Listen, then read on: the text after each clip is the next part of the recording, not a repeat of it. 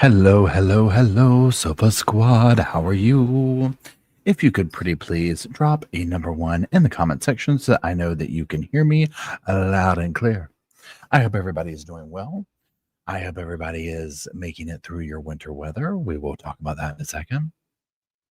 And I'm just going to switch on over to, well, I'm going to stay here because we'll put the thing in here in a second.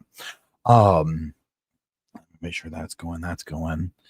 Indy's got us a one. I appreciate it. Hello, Tux. Hello, Indy. Hello, Emily. I hope everybody's well. Hey, Sandy. Thank y'all for joining. Thank you, Emily and Indy, for making the Sofa Squad possible tonight. I greatly appreciate it.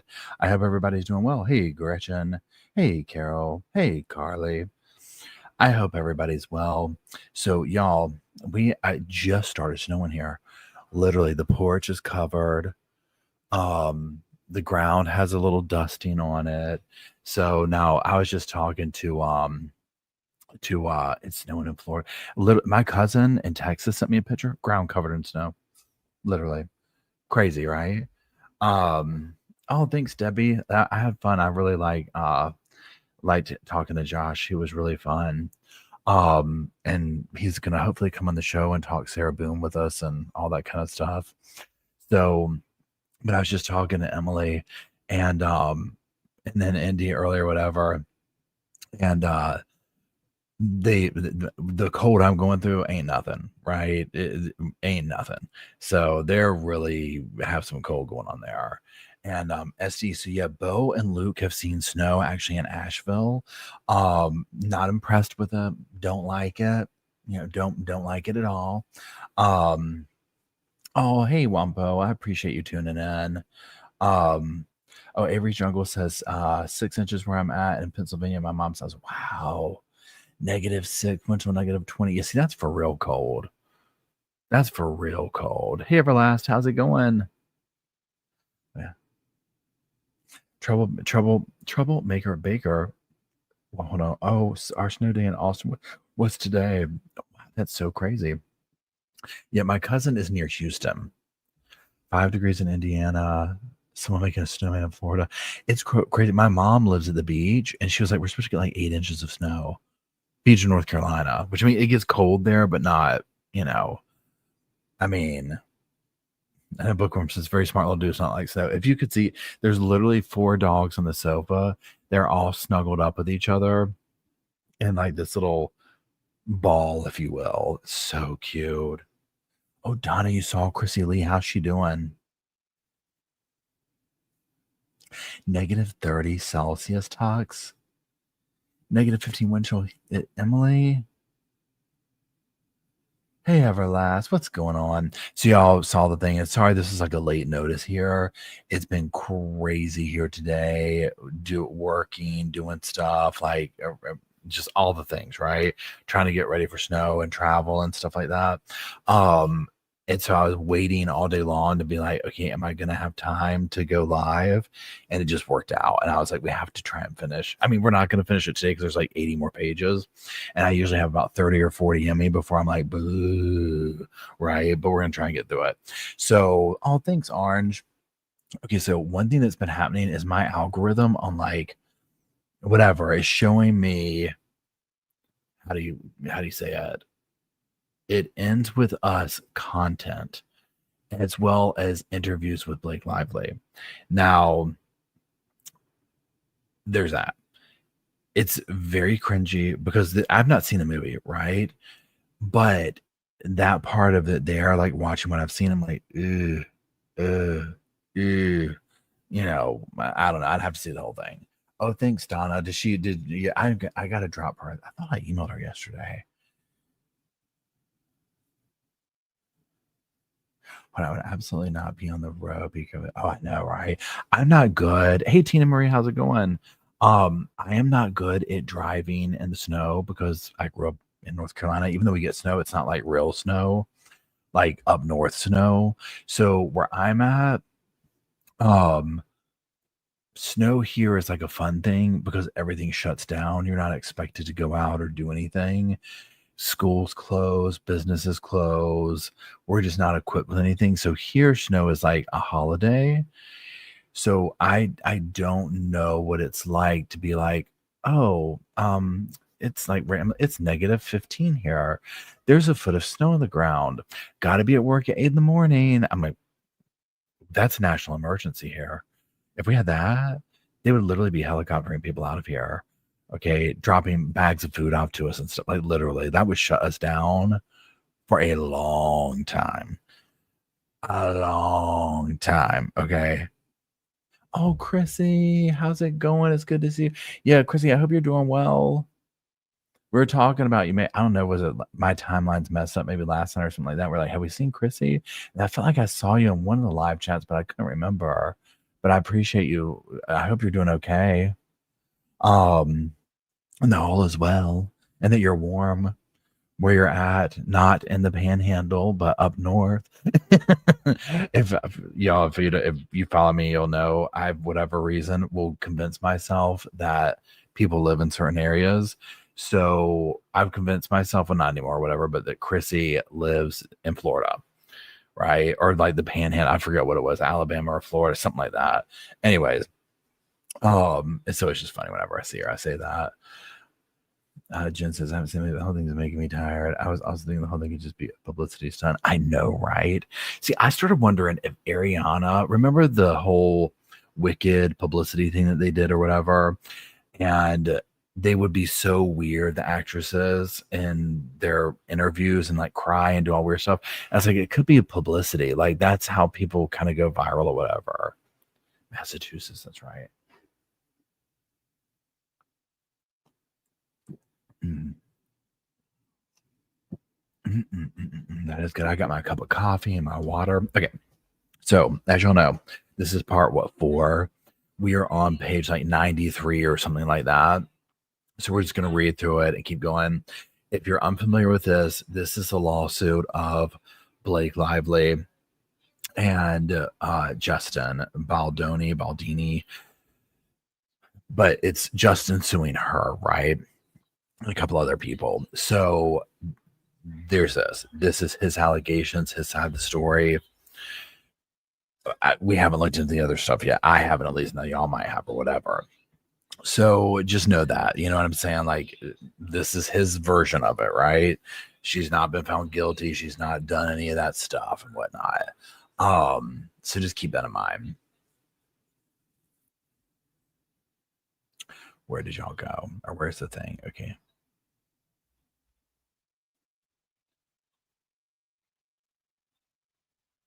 Troublemaker says, my daughter saw it with her best friend. She said they were laughing at some scenes because they were cringe, not because they were funny. So I saw a thing today on TikTok somewhere that was about like that first scene. So remember how she said that she rewrote it? Hey, Sherry, how's it going? Remember how she said she rewrote it and whatever? And like, oh my God, it was so good. So I was watching that and then I was like, and the comments were literally like, this is the first scene. Knowing what we know now, I'm suspended from the reality that a movie is supposed to put you in. You know what I mean? Of like suspending you from reality. I'm not watching her character, I'm watching Blake. You know, so it's like that illusion, the fourth wall, whatever you want to call it, is, you know, not there, which is not good for a movie, right? You're supposed to kind of get into the world, and I can't do it. Okay. Please hold. Please hold again. Where did we go? Okay, there we are. Now let me get over here. So we're going to start down here. You did so awesome today. I'm so happy to be working with you. Thank you so much. I'm excited. Thank you for being a great director and being so wonderful to work with already. Let me know whenever you need me for anything. So kind, blank. More to come. You're going to kill it. Loved the comment. Now, this is between Justin and Isabella. Hey, just got my film developed from when we were shooting. So here's this sweet pic. I also have to say thank you so much for an incredible experience on my like first film. I still can't shake the feeling of it all because it truly was life-changing for me. You're such a wonderful, smart, sincere director, and you created such a comfortable, safe space for me to feel like I could fully step into this role. I couldn't have asked for a more welcoming environment. It will stay with me for the rest of my life. See you soon, whether in the fall or later. Hope you're doing well. And then there's the picture. It says, Isabella, wow, what a kind message. You were such a joy and pleasure to work with. Your openness, your raw talent, your kindness, and, well, your excitement made me fall in love with directing again. I'm so excited for your career and, well, for everyone to see in this film. You have a big career in front of you. Looking forward to seeing you again in September, even if we don't need you to work. Come visit. Tellingly, for I don't know how to say that. For Fair or whatever worked with Baldoni when Lively was not on the set.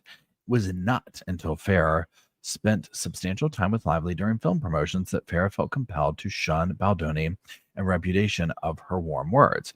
It became clear that Lively was laying the groundwork to explain away her theft of the film and exile of Baldoni.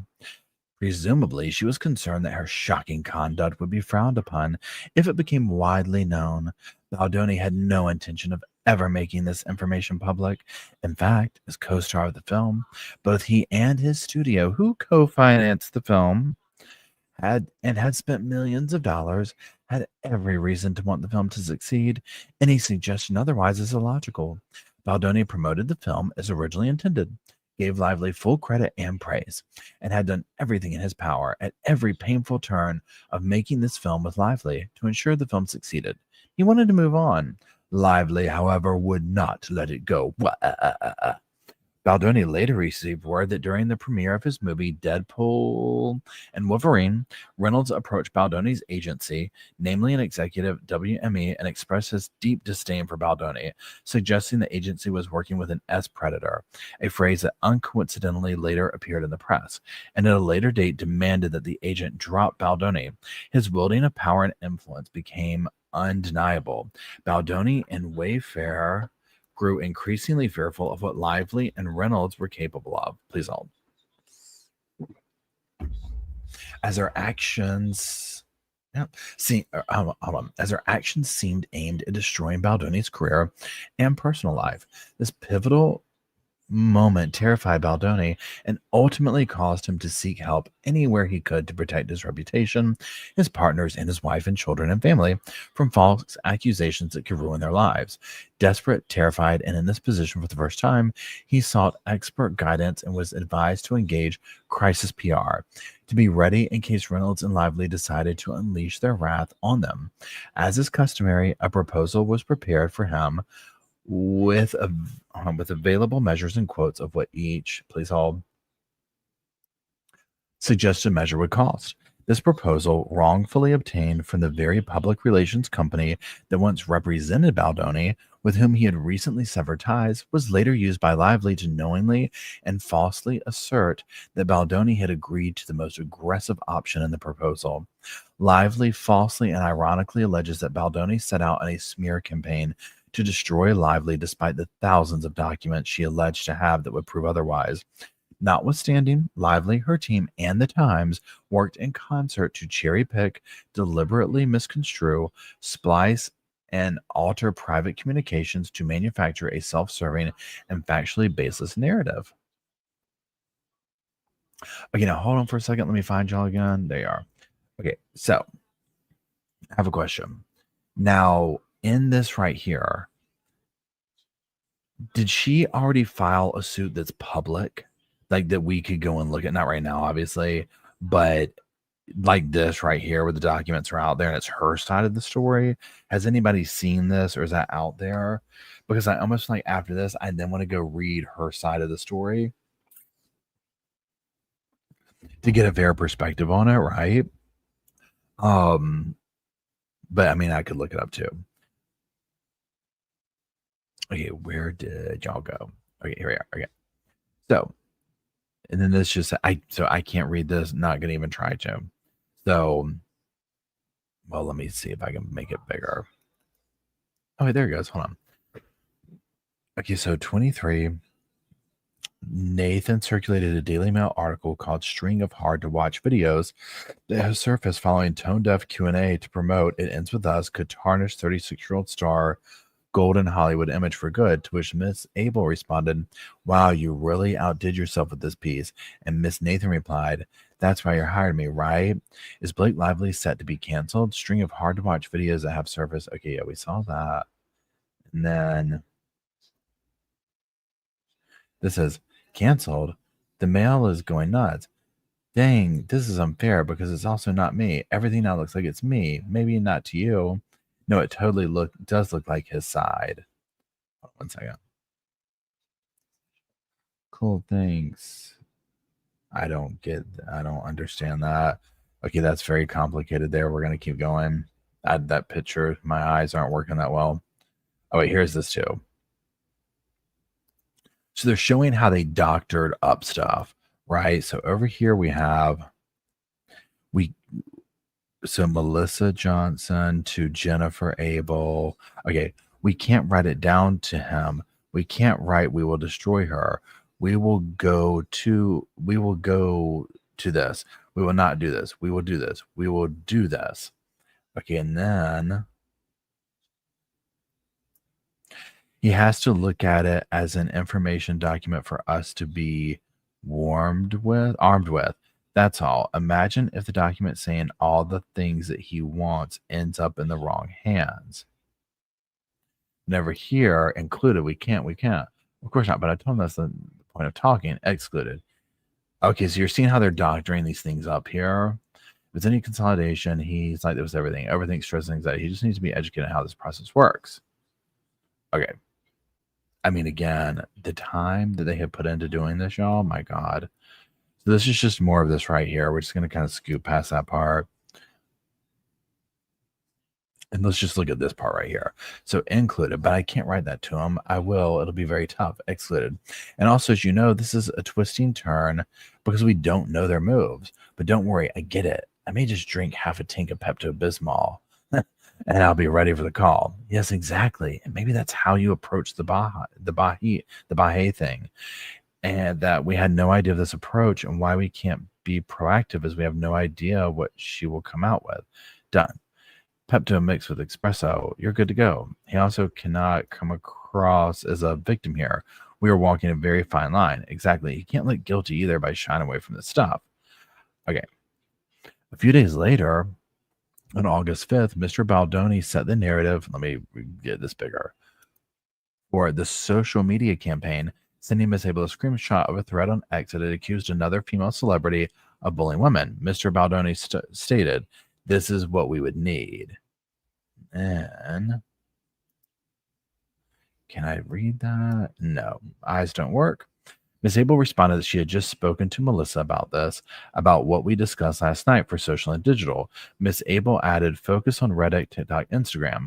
With reassurance that Miss Lively would be destroyed and buried, Wayfarer Mr. Baldoni directed Miss Nathan and her team to actively engage in the retaliatory social manipulation campaign. Okay, then let's get back up here. Yes, I literally just spoke to Melissa about what news guys are giving up, and then linked to buy. She wants to interview me. Want me to have her email you. She is emailing it. I say make it happen. Okay. Let's come back over here. So it sounds like we're reading like her side of the story here. Like basically ask for it and ye shall receive, right? Let me get some more water. The retaliation campaign relied on more than just publicists and crisis managers spinning stories. They also retained subcontractors, including a Texas-based contractor named Jed Wallace, who weaponized a digital army around the country from New York to LA to create, seed, and promote content that appeared to be authentic on social media platforms and internet chat forums. The Baldini Wayfarer team would then feed pieces of this manufactured content to unwitting reporters, making content go viral in order to influence public opinion and thereby cause an organic pylon. To safeguard against the risk of Miss Lively ever revealing the truth about Mr. Baldini, the Baldini Wayfarer team created, planted, amplified, and boosted content designed to eviscerate Miss Lively's credibility. They engaged in the same techniques to bolster Mr. Baldini's credibility and suppress any negative content about him. On August 10th, the day after release of the film, Ms. Nathan's team reported that they had started to see shift on social, due largely to Jed and his team's efforts to shift the narrative. Again, let's come back over here. Hi, team. So far, extremely limited pickup on Daily Mail or page 6. We'll continue to keep an eye out and send pieces as needed, but so far it's been steady coverage on pure speculation. We've also started to see a shift on social, due largely to Jed and his team's efforts to shift the narrative towards shining the spotlight on Blake and Ryan. Again, we'll continue to send links and screenshots, but wanted to send an update in the meantime. Excluded. Thanks, Katie. We are seeing the same thing. Excluded. Thanks, Katie. I'd like to have a quick Zoom today if we can arrange a call, arrange without, hold on, we can all arrange without Justin. Is that possible for all?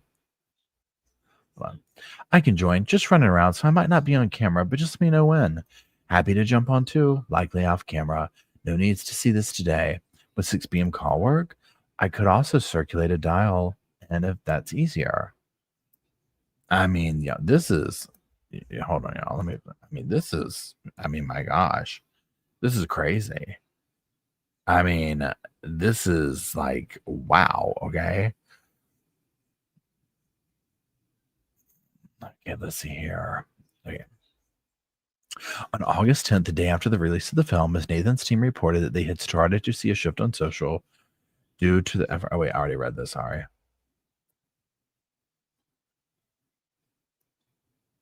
Oh, wait, no, I didn't. Okay, I'm sorry. So 20, that same day, Ms. Nathan noted that part of the shift, the majority of socials are so pro-Justin, I don't even agree with half of them. Then I think people are bored. Wait, let's go back up. Oh no, I didn't.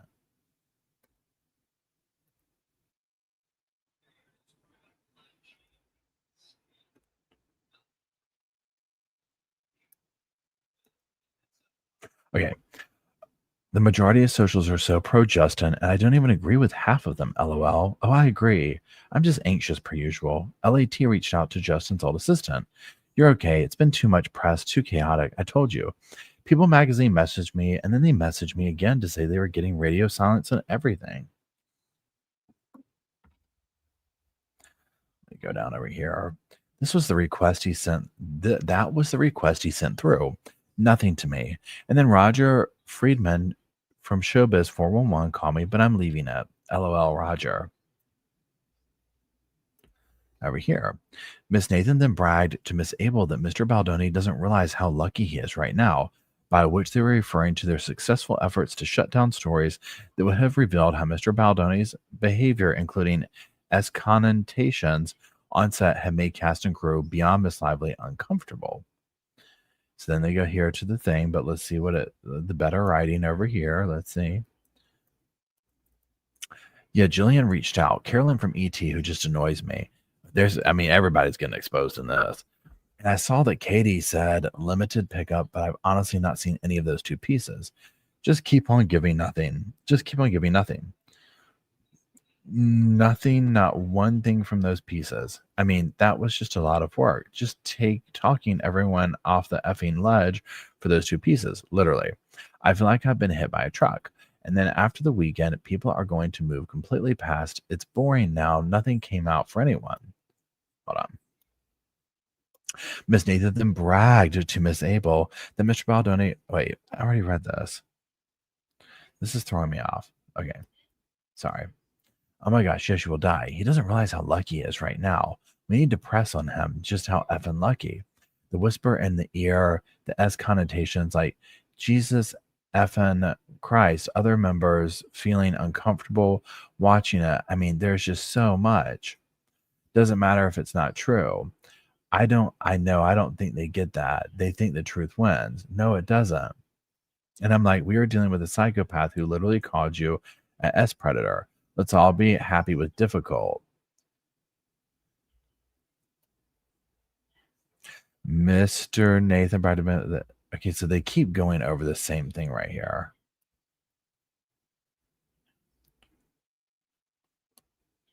Okay, here we go. Let me scroll back up here. I have it on text message, by the way. Unbelievable. Let's be really happy with difficult. And he told him we took out misogynist. Leslie can't possibly believe that. Let's give it a day to calm and let's call Jamie together tomorrow and we can explain to him a few things together. And socials are really, really ramping up.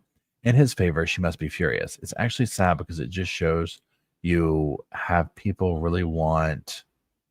They're going to cut that off.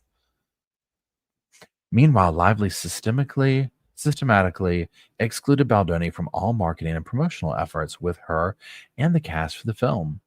He was not invited to any cast promotional events, cast screenings, premieres, photo shoots, or other cast campaigns.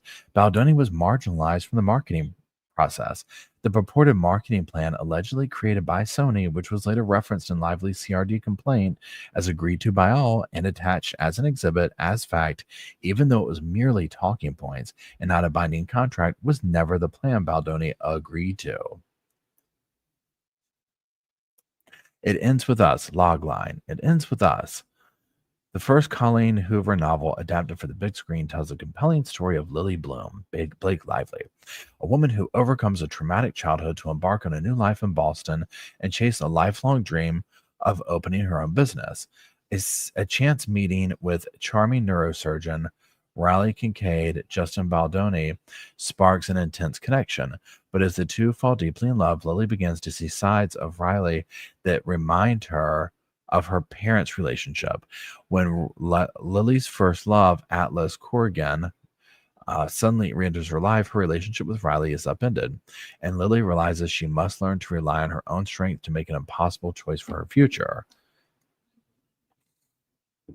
It goes into the credits and whatnot. Then down here it says positioning.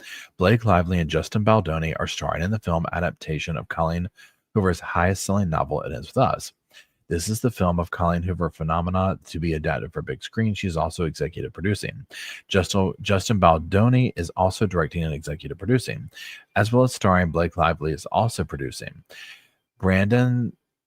Now, here's one thing too. I'll say this. Please hold. Let me come back to y'all. Pardon me. I didn't know that she was producing, right? Um, so not to say that this like excuses anything, but I'm like, okay, this could also be another level of okay, this is where the door was open. You know, there you go. Okay, let's keep going. Let me find the thing again. Okay. Brandon Sklenar is perfectly cast as a charismatic Atlas who brings an impressive emotional depth to the role, along with Jenny Slate and Hassan Minha, who both bring compassion and humor to the film. Teen versions of Atlas and Lily are played by up and coming actors Alex Neustader and Isabella Ferrer, who deliver exceptional performances. It Ends With Us is a big, emotional, complicated story about breaking free from the past and empowering yourself and your future. The character of Lily Bloom has resonated with so many readers because her journey is relatable. Her story isn't black and white. She has to make hard decisions that have lasting consequences. This is a story about Lily's journey from leaving a small town, moving to Boston, and embarking on a whole new life. She leaves behind a complicated childhood and in doing so discovers her own resilience and strength, empowering her to stand up to adversity. It's more than just a love story or love triangle. It's the story of Lily learning how to take agency of her future. After growing up in a home where Lily witnessed her mother being abused by her father and vowing never to be in that position, she enters a relationship with Riley and unwittingly finds herself following the same footsteps as her mother. Through this journey, Lily must learn to stand up for herself and that true strength lies within. The book could, hold on, where is it? The book connected with millions of readers and became a rare phenomenon in the publishing world. Everyone knows someone who has read this book. After becoming a BookTok cultural phenomenon with over 2 billion views on her TikTok hashtag, Colleen Hoover is currently the best-selling novelist in the U.S., with over 25 million books sold by the end of 2023. Hoover wrote 5 of the top 10 best-selling print books of any genre in 2022. Published in 43 foreign languages, It Ends With Us was the top-selling print book of 2022. Has been on the New York Times bestseller list for over 135 weeks by the end of 2023. That's definitely a major accomplishment there. What to avoid? Focus more on Lily's strength and resilience as opposed to describing the film as a story about domestic violence. Empowerment is not just about standing up to adversity, but also about having the power to overcome within oneself and grow from it and developing agency to shape the future. Avoid talking about this film that makes it feel sad or heavy. It's a story of hope. Avoid talking about the film being representative of every woman's story. Pardon me. There are many stories of DV, and this is just one perspective that is inspired by Colleen Hoover's own experiences growing up. Please hold. Only if asked. Any questions about the story not being an authentic representation of domestic violence? This is just one perspective that is inspired by Colleen Hoover's own deeply personal story of growing up in Texas. Any questions about the lack of diversity in the cast? We have such a wonderful cast who all bring something unique in telling this powerful story of one woman learning to take agency over her future. I'm so proud to be part of an incredible group of women who have to make this film that is inspired by Colleen Hoover's own deeply personal story of growing up in Texas. Overall guidance. Keep in mind that journalists only use a small portion for their final pieces, so we need to provide sound bites and at most 2 to 3 sentence answers. Anything longer will be cut or misconstrued, especially given this sensitive topic and how quickly out of context answers spread on social. You can get your messaging across just with carefully chosen words. While It Ends With Us is an emotional, complicated story, it's also about hope and breaking free from the past and empowering yourself and your future. We want to focus on the positive elements in interviews. Discussing abuse, how abusers or the abused are perceived outwardly, takes us down a path that is not only dark, but will detract from the primary messaging. Digging too deep into personal stories will not only take time, but they will not be picked up by the media and they will go unused. It also opens the door for journalists to direct the conversation away from the movie. Now, hold on one second. Let me find y'all. Okay, isn't it interesting reading this? Like to see how like specific and targeted these things are. You know what I'm saying? Like calculated is the word I'm looking for. We're getting the tea into how all these things, these press conference and stuff like that. Like I've never read something like this. It's like literally like breaking it down. Like only say a few sentences. Only say this. And I mean, what they're saying is true, right? We see this happen all the time. But it's interesting to see behind the scenes. Okay, I'm going back over the screen. Okay. In fact, against much resistance from the film's distributor, Baldoni from day one made it clear that he was making this film to bring awareness to domestic violence. It would not refrain from doing so when promoting the film. He did not go rogue, as Lively alleges. Justin, good morning, team. So I was thinking about the response to this weekend, and I feel what we should do is make sure to emphasize the voices of the survivors.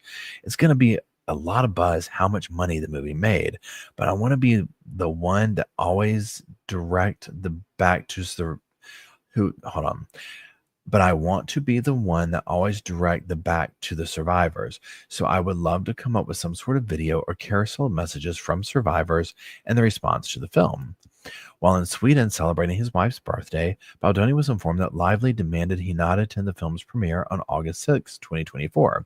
Lively further threatened that if Baldoni attended the premiere, she and the majority of the cast would boycott. It remained unclear what Lively had communicated to or promised the cast, but they now also refused to attend if Baldoni was present. The fact that Sony advised Wayfarer to concede underscores Lively and Reynolds' immense power and influence.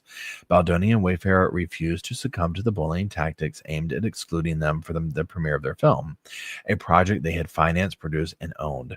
This threat made the culmination of a year-long campaign of intimidation, harassment, and civil extortion. Although objectively egregious. I said it right. Thank y'all for helping me out with that in the comment section. And shocking, the Wayfarer team had unfortunately grown accustomed to the bullying, fully aware of the immense power this couple wielded and the far-reaching extent of their influence. However, they refused to give in to this entirely unreasonable demand and valiantly searched for a compromise with Lively so that they could attend the premiere of the film that Baldoni had directed and co-starred in, and that Wayfarer had co-financed and produced. Heath moved mountains to negotiate a scenario that Lively would permit with the help of Sony, as Lively refused to speak to anyone connected with Wayfarer. 166. Just days before the film's premiere, Baldoni was still unsure if he would be allowed to attend. His friends and family, most traveling from outside New York, were left in limbo, unable to finalize travel plans or book flights. Baldoni did the best he could to hide his pain, despite still not having seen the final cut of the movie he co-starred, co-financed, and directed. He wanted to celebrate the culmination of his years of work with his family and friends. So here we go. Long story, but we won't be in the same room. I was asked to not even come to the premiere. I can figure it out. Well, this is between Justin and editor. Well, if you decide to change your mind last minute, let me know and let's figure it out together. I'm going to be there, and that's just different timing. Holding areas and theaters and all the things you can imagine. It's still our film. It would be very hard for me to sit and watch the final film for the first time at the premiere. Just cheer for us when our names come up. Sending all love. Oh, okay. Yeah, I haven't seen it either. Finally, through Sony, Wayfair persuaded Lively to permit Baldoni and the Wayfair team, along with their friends and family, to attend, though only under demeaning and humiliating conditions.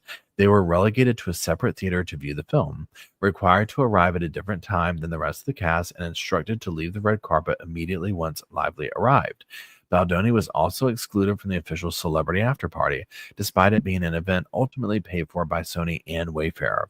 As a result, Baldoni had to quickly organize and fund a separate after party for himself and the Wayfair team, forcing the company to cover the cost for two events, one for Lively and one for everyone else, and one for Baldoni and Wayfair's own friends, family, crew, and team.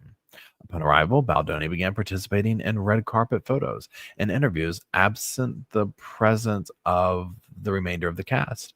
However, his time on the red carpet was abruptly cut short when it was conveyed that Lively was on her way, and he was instructed to stop immediately. Him and his family were quickly ushered away. Please hold.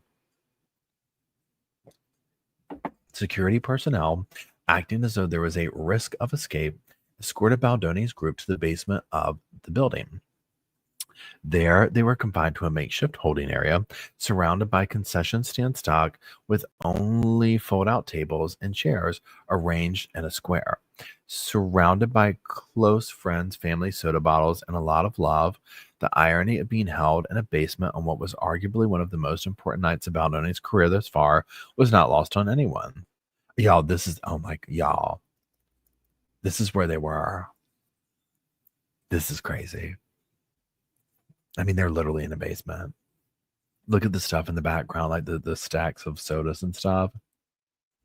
I mean, y'all, like seriously, come on. Okay, where did it go? Where did it go? Here we go. Okay, at least they're all happy. They are posing, y'all. I love it. I would have posed with the stuff too. Look at this, y'all. They are posing. These are Hollywood movie people. This is his movie. Not all his, but you know what I'm saying? And they're posing with the drinks. It's a self-importance for me. Not of them, but like of Lively and everybody. Again, if this is all true. Okay, once the main theater was deemed clear of Lively and her guest, Baldoni and his group were ushered into a separate theater to view the film. At the conclusion of the screening, they were again quickly escorted out of the building by security to avoid even a chance of interaction with Lively or her guest. The Wayfair after party, held separately from the celebrity event and attended by crew, family, and other Wayfair friends, was a dry gathering, in part to acknowledge the known negative relationship between alcohol and domestic violence. It was attended by the entire Wayfair team from Los Angeles and their friends and family. The atmosphere and tone of Wayfair after party were aligned with Baldoni's vision for the film, focusing on celebration and gratitude despite being humiliated. In the meantime, Baldoni was sidelined as Lively and Sony pressed forward with their promotional strategy for the film. By contrast, Baldoni's marketing plan, outlined in his initial proposal to Sony years prior, shared with Lively and communicated numerous times to both Sony and Lively, centered on a partnership with the organization No More. Founded in 2013, No More is a global initiative aimed at raising awareness, inspiring action, and sparking conversations to end domestic violence and assault. Wayfair's collaboration with the organization began in 2022 and held deep personal significance for both Wayfair and Baldoni. Staying true to his purpose for undertaking the film, Baldoni prioritized amplifying the voices of survivors of domestic violence. His efforts reflected the heart of the film's story and its profound impact on audiences. He returned to the core reason for embarking on the project in the first place, his initial outreach to the author of It Ends With Us 5 years earlier. Focusing on the film's message and its potential to create positive change, Baldoni poured himself into ensuring its success despite the mounting challenges. These genuine efforts aimed at amplifying the voices of survivors impacted by the film, pardon me, were later mischaracterized and weaponized against Baldoni. In the end, empowered by her celebrity firepower and her powerful allies, Lively did exactly what she set out to do. She took someone else's movie for her own, destroying years of creative vision and careful planning in service of her own brand building campaign. But why would Lively even seek to seize power over the film? Why would she insist on taking on additional work for no additional pay or credit? On information and belief, Lively may have been motivated by a number of factors. She may have wanted to seize control over the film so that she could take over the production of the sequel. It starts with us. I mean, she was working the long game. Yeah, she was working the long game on this one, y'all. She's talking about prequels, trilogies. Don't let her near Star Wars set. Lord mercy. She'll wreak havoc for decades. Okay. This motivation also explains why the cast, who may have hoped and or been promised a role in subsequent productions, would choose to side with the powerful couple, who themselves may genuinely believe they could destroy Baldoni and Wayfarer and force them to cede or even sell the rights to the sequel. Or Lively may have felt driven to match her star husband Ryan Reynolds, who is widely reported to have insisted on taking so much control over the film Deadpool 2 that the director Tom Miller left the production. Seeing the fame and success that Reynolds commanded, she may have adopted his oft repeated pattern wholesale to seize her own power and control. Following his lead and evidenced by many statements by Lively that he is involved in every project she works on and vice versa, Lively and Reynolds, accustomed to getting their way, perhaps felt entitled. So far, I'm thinking it's a little bit of A, a little bit of B, but, let's keep going. Regardless of why Lively insisted on seizing control of the film, that is precisely what she did. There could be no justification for her how do you say that? Machiavellian and civilly extortionate tactics deployed to grab complete control over the film. Lively also saw ultimate control over the film in the hope of boosting her own brand and business ventures. In the end, though, Lively's own words and promotional strategy led to an avalanche of negative press. G. Lively's power grab and catastrophic miscalculation collapse on her. Starting at least July 10th, 2024, Lively's social media posts promoting the film maintained a light-hearted, frothy attitude, depicting Lively in a glamorous and floral-inspired couture, highlighting high-end brands like Chanel and Christian Louboutin. Again, these are just some little, evidence or whatever. So here we have her. That looks like Ryan. Okay, but if audiences have half the amount of fun we did, we're going to put theme parks out of business. Never lost me. I get to play dress up for a living. This must be the thing where she was spending thousands on these clothes and stuff like that. Okay, let's keep going.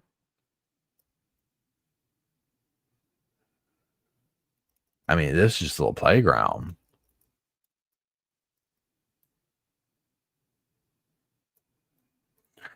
Oh yeah, so she's Lively freely and interspersed posts about her new movie with ads for her new hair care line, Blake Brown. Upon information and belief, the launch of Blake Brown was timely to concede with the film's release in the hope that cross-promotional opportunities would boost sales for Lively's new brand. I mean, just working. There we go. Lively also sprinkled in cross promotions with her alcohol brand, Betty Booze. She's got her hands in everything. This is a massive error in judgment. Social media commenters quickly pointed out that this tie was in particularly poor taste, given that the World Health Organization estimates that 55% of domestic violence incidents are linked to alcohol. Blake, okay, there we are.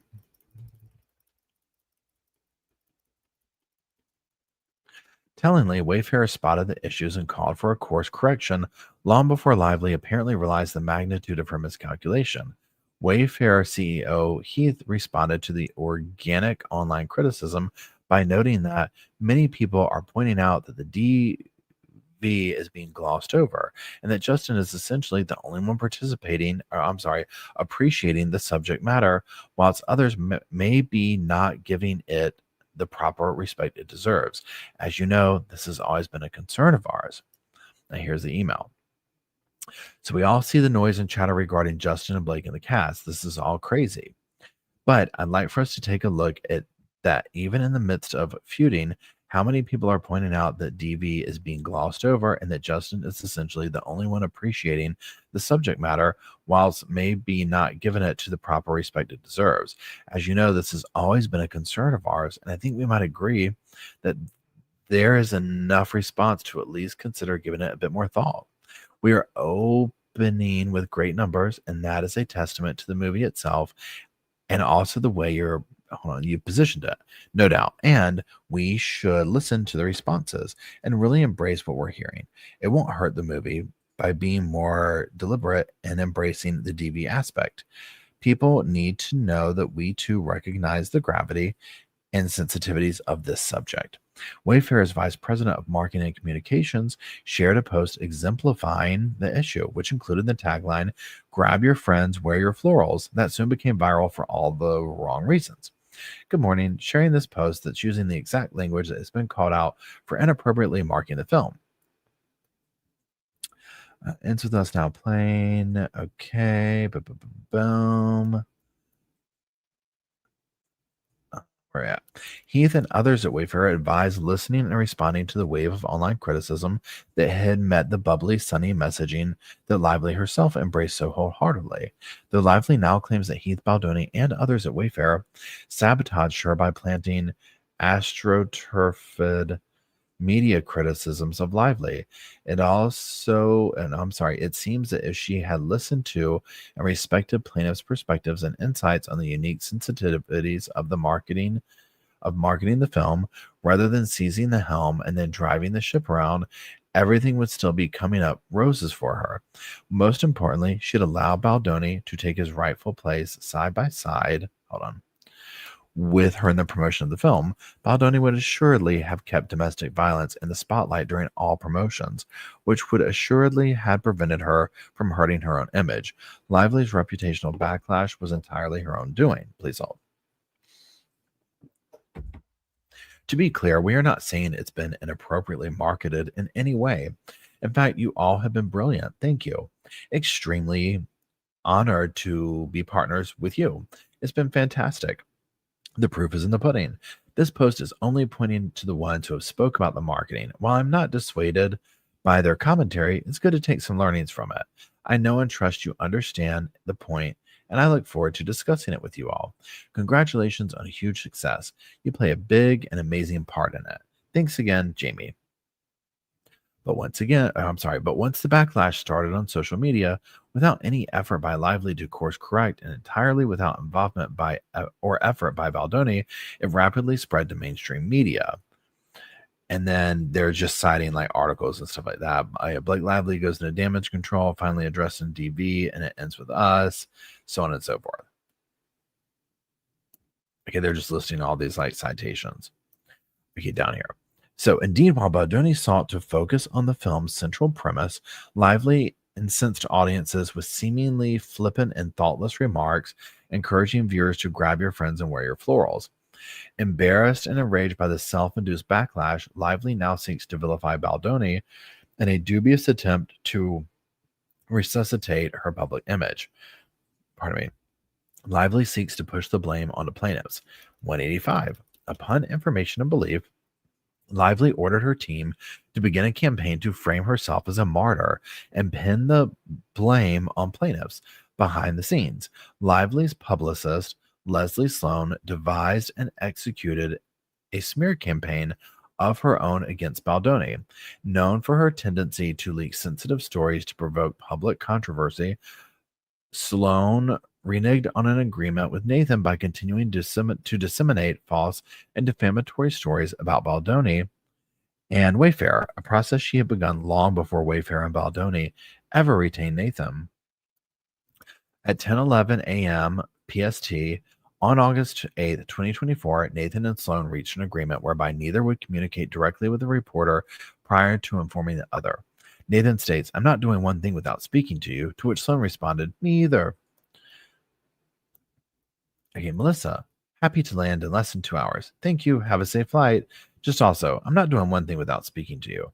I'm not answering one email about this situation. I've told everyone to not do one thing, plant seed, even speak to one reporter, even on background. Now I am involved.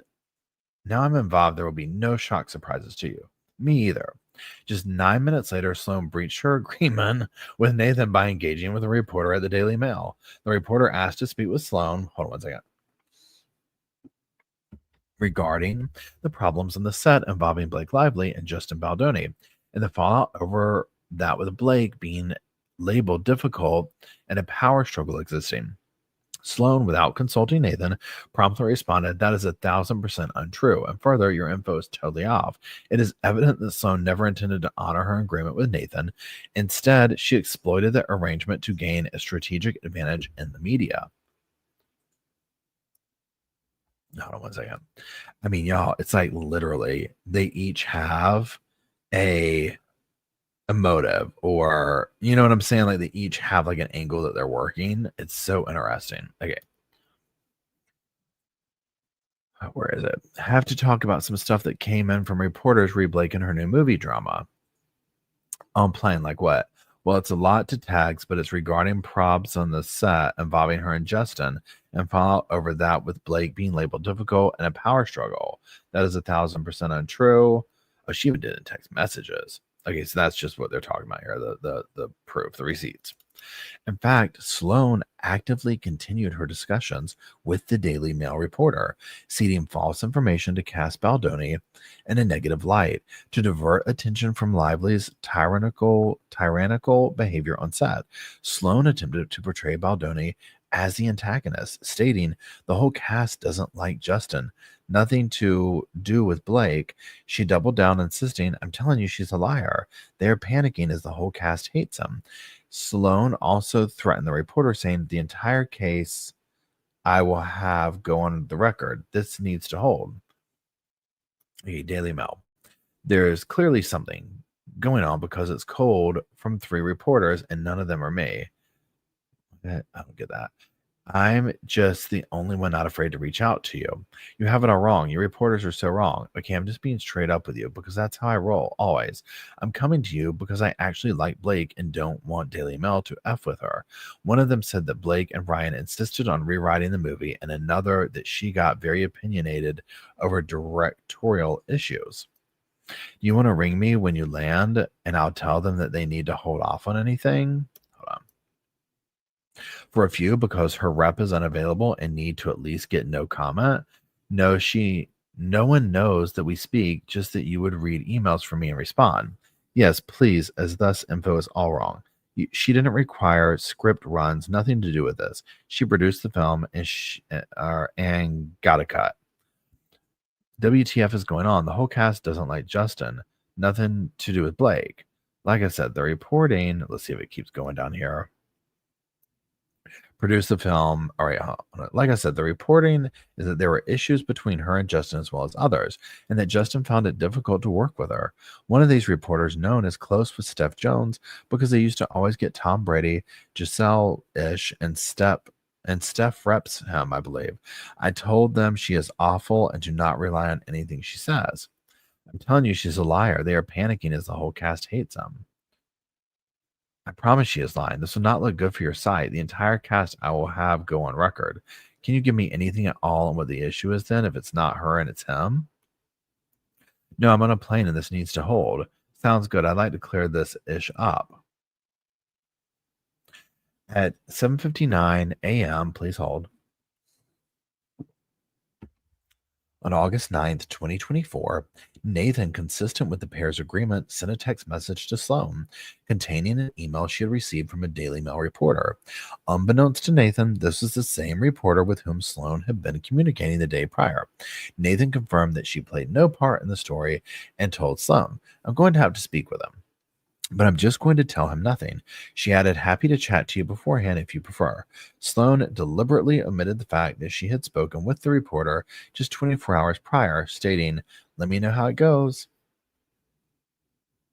That's all blurry.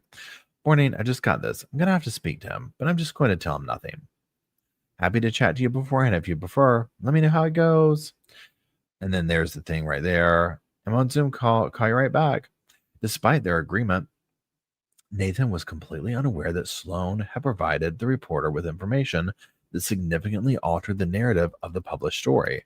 Indeed, the reporter originally sought to publish a story about Blake being labeled difficult and sad. After the reporter's discussion with Sloan, however, the story changed to, "We have learned that Justin Baldoni caused issues on the set. Not only did Sloan breach her contract with Nathan, but she planted false and defamatory information about, oh, pardon me. Okay, I started rejecting it. About Baldoni to distract from Lively's numerous missteps and throw Wayfair and Baldoni on the defensive. Following the release of Lively's administrative complaint on December 20th, 2024, the same Daily Mail reporter informed Nathan that Sloan had lied to portray Baldoni as the foe. Yet still, Sloan escalated the false narrative by telling the reporter that Blake was actually assaulted, an unsubstantiated accusation that not even Lively had gone so far as to claim, designed to destroy Baldoni and his reputation.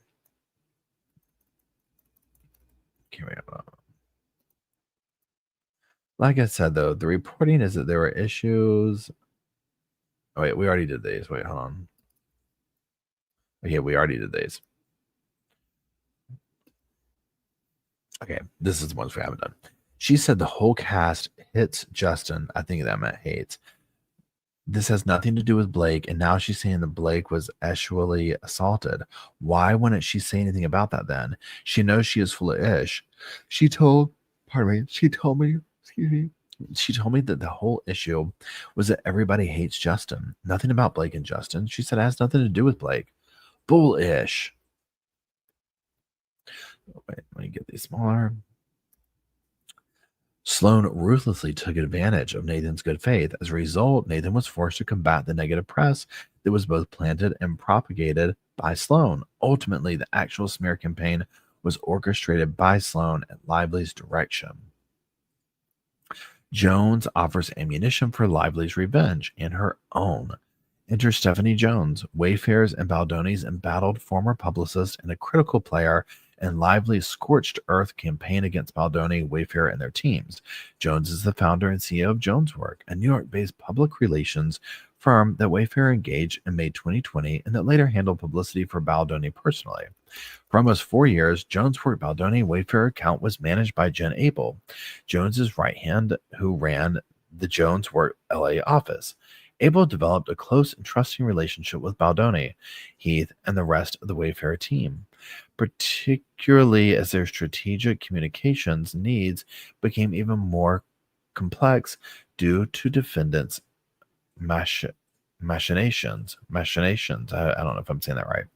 Long known with the public relations industry for her disarming Southern twang, brass knuckle tactics, and high turnover of clients and employees, Jones had a successful career, having founded Joneswork and represented at various times Dwayne "The Rock" Johnson, Jeff Bezos, Lauren Sanchez, Venus Williams, Tom Brady, and Chris Hemsworth.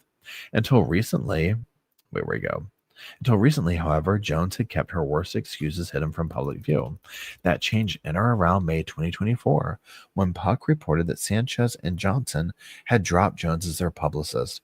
While these were among the most prominent and publicly reported departures, a cascade of Joneswork clients began to cut ties with Jones, especially after word had spread that Business Insider was contacting Jones's former and current clients and employees concerning a forthcoming article about her sordid behavior. On May 8th, 2024, a website called Stephanie Jones Leaks went live, along with an X.com account, a Facebook page, a Reddit account, and a Pinterest page. These platforms disclose a litany of highly disturbing allegations about Jones's behavior and business practices, many concerning Jones's mistreatment of Joneswork employees and clients. These revelations caused a firestorm in Hollywood, resulting in a surge of negative publicity regarding Jones, including the publication of the Business Insider piece entitled "Who's Afraid of Stephanie Jones?" See Katie Warren and Jack Newsham. Who's Afraid of Stephanie Jones? Business Insider. The Business Insider piece shed more light on the real Jones, Always a volatile personality, Jones has become noticeably more paranoid, erratic, and cruel in the recent years.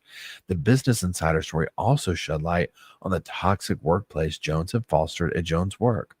At the office, Jones would regularly turn on deafening music so that she could berate her employees free from scrutiny. I don't think there was one day in the office that someone wasn't crying, said a former employee.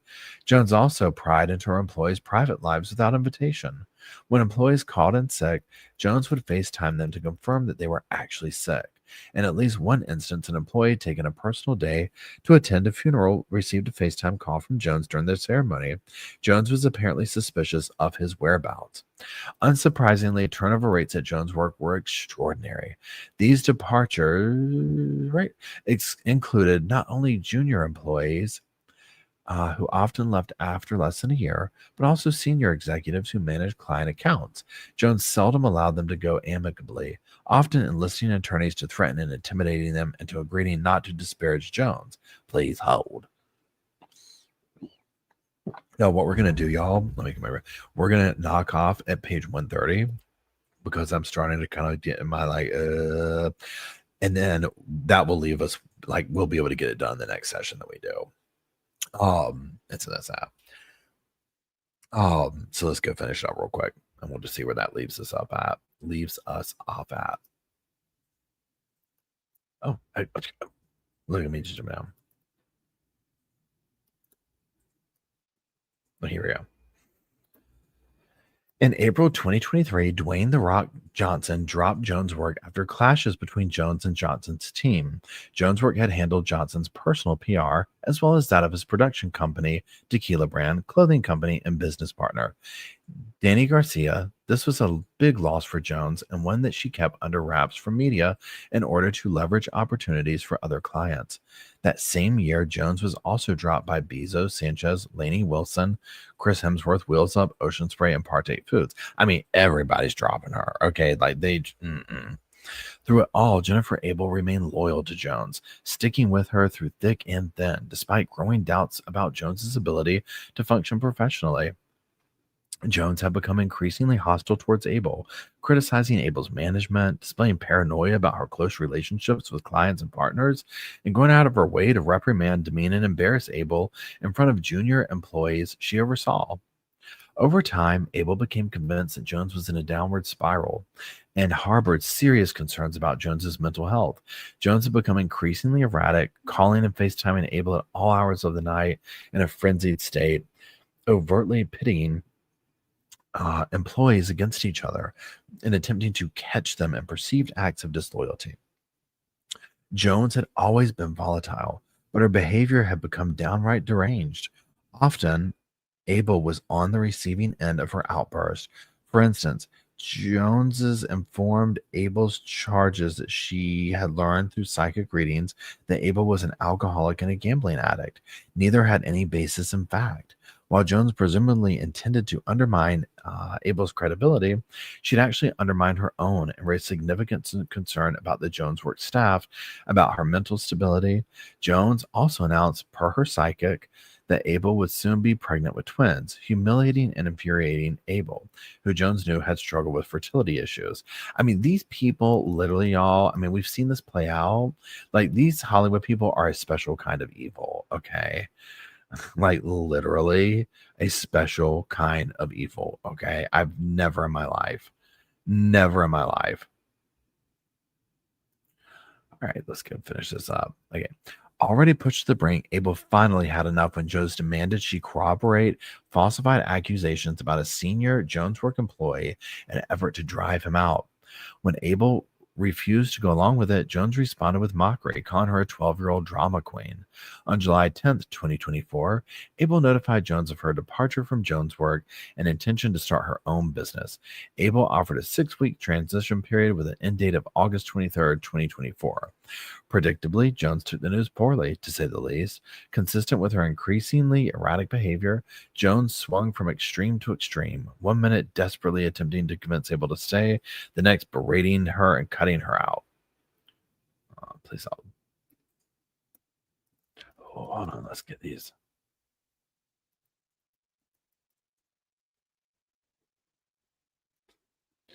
You just quit on a Zoom with your employee, Jen, then blessed our entire senior team, your resignation. Grow up. I've been nothing but a good partner and something grow. Hold on, I just grow from something. I'm not sure creating hostility or drama. You have to continue to do so. No one senior behaves like this. It's reactionary, dramatic, and immature, sad, and I have been equally good to you. No one else would do for you what I have done. You'll see. Your behavior is appalling. You'll see. And I thank you for everything you have done. And it's something opportunities. Text between Stephanie and Jeff on that resignation. Okay. Whoops. While Ava was resolute about leaving, she had every intention of doing so amicably, a sentiment she repeatedly conveyed to Jones. I guess, yeah, we'll read this and we'll finish off from Jennifer to Stephanie. Hi, Steph. First of all, I wanted to say thank you for the call we had a couple of days ago. Please hold. I know it wasn't easy, and I'm so appreciative that you trust me enough to be vulnerable, honest, and for us to have a real conversation about our working relationship. I know you're currently going through a lot with work, personal life, and your health, and the last thing I want to do is add to that. I hope you know me well enough by now to know by now that no matter how dramatic I can be, I really do strive to make work life easier on you and take as much as possible off of your plate. Okay. Since I resigned, I've been doing a lot of thinking about what I want with my career. I may have quit under or unforeseen circumstances, but these past 2 weeks I have really taken a step back to reevaluate what I want for next steps. I really do believe that everything happens for a reason, and I wanted to really reflect on why things continue to escalate between the two of us and why I was constantly feeling like I was letting you down. I take full responsibility for my part in all of this. I'm not proud of how emotional I get in these situations or the way I choose to step away when I feel we are not making progress in our conversations. I know how I have things to work on as well as my communication. And this whole situation has been a good learning moment for me on the ways I need to improve how I get my point across. With all of this said, the facts remain. I respect you immensely. I feel so greatly for the opportunities you have given me with your premier clients and how you have lifted me up as your partner. I would not have had the opportunity to be in many of the rooms that I have been in without your opening the door. This company you have built is exceptional. I hold our teams with the highest regard. I know I didn't do it by myself, but I do take pride in what I would have contributed to your LA office and the team I have been building and managing over the past 4 years, along with the new clients and opportunities I have procured. I do feel it's necessary at this point. I continue to move forward with my resignation.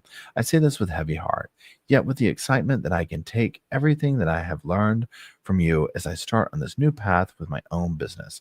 I know this path won't be easy, but I hope I can keep you in my life as a mentor, a friend, and a close confidant because I truly view you as family and would be lost without your support. I want to assure you, however I can, that unlike those who have burned you in the past, there is not 1 ounce of ill will here. I have left a company before with grace and with my relationships intact, and that's what I fully plan on and hope for. In order to plan, I will need to stick with my previously communicated end date of August 23rd, which I hope is plenty of time to ensure a smooth transition for all. I thank you again for the most amazing time here at JW, and I look forward to our relationship continuing in this new capacity. Thank you again for understanding and for your support. With love, Jennifer. However, as Abel's end date grew closer, Jones grew more combative. With several weeks left in her tenure and innumerable client matters to handle, Abel found that she had been removed from client email distribution list and left in the dark about meetings, calls, and events she was expected to attend. It was clear to Abel that Jones was trying to embarrass Abel and tarnish her professional reputation in advance of her departure. Okay, so that's where we're going to stop that for today. Okay. I mean, y'all. I mean, I, I,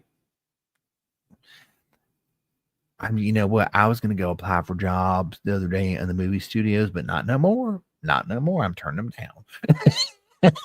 I mean, literally think of like your most toxic work environment and then times it by 100, and you have this right here.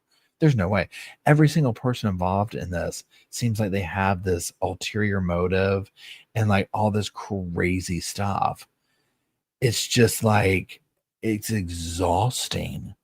It is exhausting. I mean, there's not one redeeming. And again, I want to hear the other side of the story. I want to see if we can see. I want to hear Blake's side of the story about Justin and possibly the other people. Yes, this all is very convincing, but again, you know, this is just his side of it. But again, it doesn't really matter at this point whose side. Oh, wait, hold on. It says, Paul, you need to read the chat. Shannon Mouse has given a lot of background along with a few others. Oh my gosh. Are you serious? I'll go back and read it. Yes, sorry, y'all. Wait, there's Shannon. Yeah, I've been on the other screen. Okay, hold on. I'm going to scroll back up real quick. Let me see where you start saying stuff, Shannon.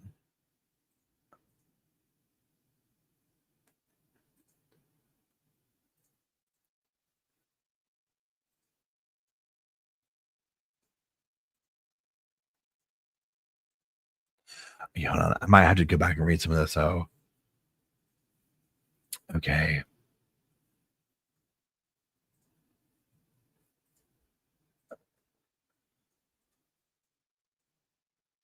Hold on. I'm looking for it. I'm just scrolling back through here. Hold on. Hey, Style Chat.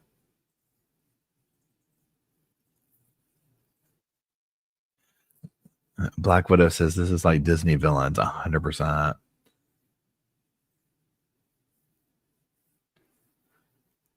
Okay, I'm just going back through here to catch a.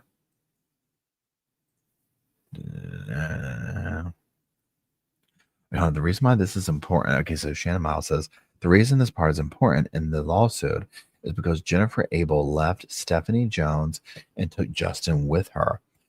She stayed on as his PR agent. Stephanie is Blake. Stephanie took Jennifer's. Okay, hold on. Work phone and pulled all of her text messages with Justin and with his team, and she gave them to Blake for her lawsuit, which is where the doctor text came from. Oh my God, are you serious?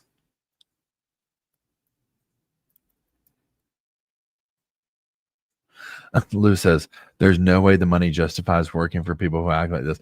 Honestly, right? Like they're talking about like $20 million film. It ain't worth it.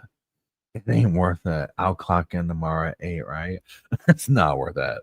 I want him to be able to understand why this is so great. Yeah, no, okay, so this makes it even more. So I did not know that context. That makes it even more insane. Okay, even more insane. Hold on, let's see.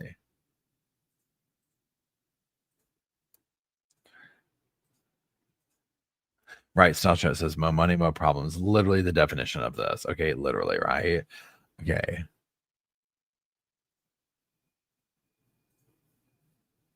Let's just okay, she's telling me so there's another file. Okay, cool. Wait, hold on. I just know that Blake's lawsuit is pretty much shown in this one from Justin because at one point the counters every claim she made. Okay. Okay, cool. Thank you for the dramatic reading of the Shakespeare. No problem. No problem. Yep, these people, I'm just catching up with the thing that's so messed up. Oh no. I don't quote. Yeah, right. Okay, so whoa. Again, thank you for that context for that. Cause yet see, and like right there, like I'll get to reading and honestly it's like very meditative for me. And so even though like we just read that, like I was zoning out, I was kind of disassociating on that whole part right there because I was like, why are we so invested in this Jen Abel?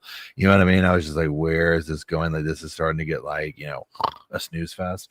But the context of it is we might literally have another Johnny Depp trial in our hands. Because the thing too, like, and so again, like I said earlier, where my algorithm is like showing me stuff with her or whatever, I'm seeing more and more things come up about her being rude and snippy to people in these interviews and whatnot. And it's like, it's just crazy.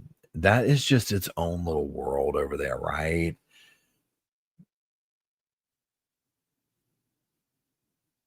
You're right. Shannon says, this is so much. You kind of aren't sure what you're reading or hearing. It's like homework, literally.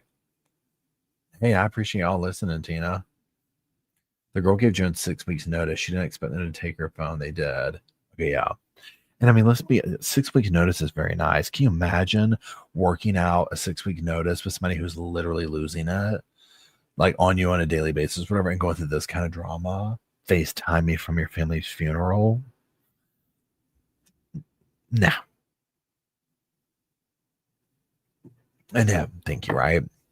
But I mean, this is the thing. You see how this happens. You see how these horrible stories coming out from Hollywood, like in the recent years and whatnot. Look at even on the like a film set, right, of the abuse of power going on and the things that they're doing, and where it's like, well, this person needs this person for this, so I can hold this over their head, and blah, blah, blah, blah, blah. Again, it's just it's disgusting. So y'all, I'm gonna go to bed.